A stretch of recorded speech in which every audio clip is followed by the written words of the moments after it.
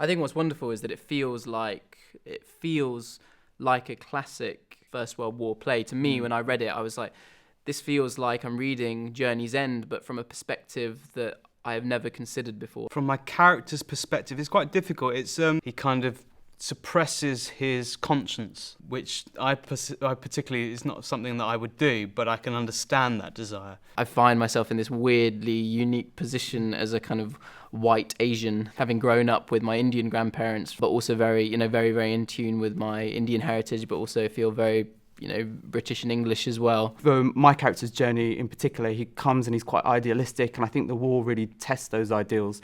And I think that's something that I can relate to, like when you're younger and you hold these lofty kind of thoughts in your head, and then life kind of puts you to the test, and it's whether you hold on to them or you don't. And in a similar vein, the sense of honour and doing what is absolutely right is paramount for AD.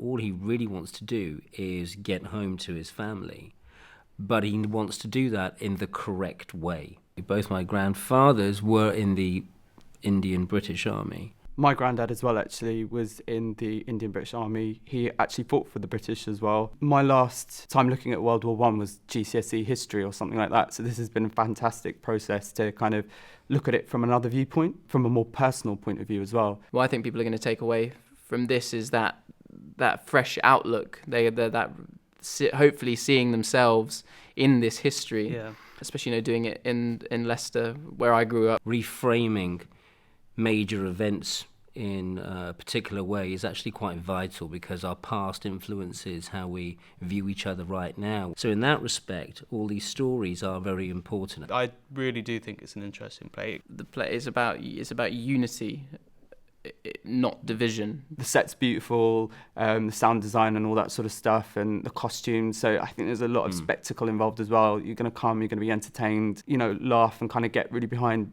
these guys and their story.